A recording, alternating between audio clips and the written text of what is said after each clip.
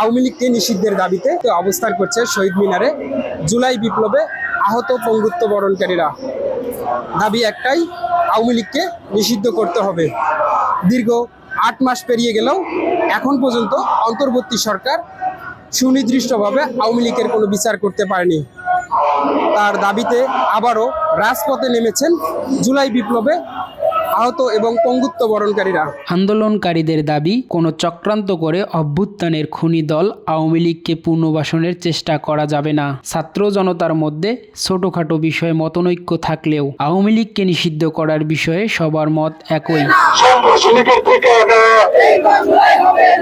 যে আমরা আন্দোলন করেছিলাম সুন্দর সমৃদ্ধ বাংলাদেশ গড়ার জন্য, বৈষম্যহীন, যেখানে কোনো অন্যায় অত্যাচার নিপীড়ন থাকবে না, এই ফ্যাসিস্টবাদী কোনো কিছুই থাকবে না।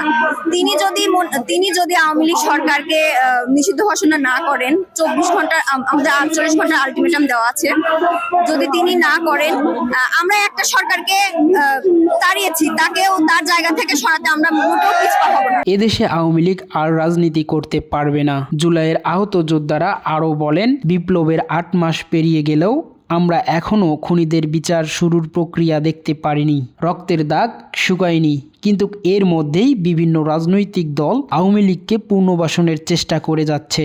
লীগ ৫ তারিখে নিষিদ্ধ হয়ে গেছে, তারপরও আমাদের বিভিন্ন রাজনৈতিক দল আবার আইন প্রশাসনের লোকজন ভিতরে ভিতরে মনে করেন আপনারা মিটিং করে যে আওয়ামী লীগকে পুনর্বাসনের চেষ্টা করতেছে।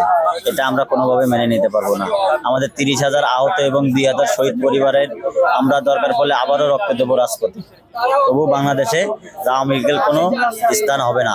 জুলাই বিপ্লবের যোদ্ধা আতিক বলেন, আমরা যেভাবে ৫ আগস্ট হাসিনার পতন ঘটিয়েছি, ঠিক তেমনি করে নতুন ফ্যাসিস্টদেরও পতন করব। খুনি হাসিনার বিচার করতে না পারে, আওয়ামী লীগ নিষিদ্ধ করতে না পারে, তাহলে আমি মনে করি তার সেখানে বসে থাকার কোনো দরকার নেই। তো আমরা 16 বছরের ফ্যাসিস্ট হাসিনাকে যেভাবে দেশ থেকে তাড়িয়েছি, তিনি যদি আমাদের বিপক্ষে যেতে চায়, তাহলে তাকেও তাড়াতে আমাদের ভারত থেকে 15 ঘন্টা সময় লাগবে না, আমরা তাকেও তাড়াতে বাধ্য হব। মনিরুল ইসলাম, টাইম নিউজ, ঢাকা।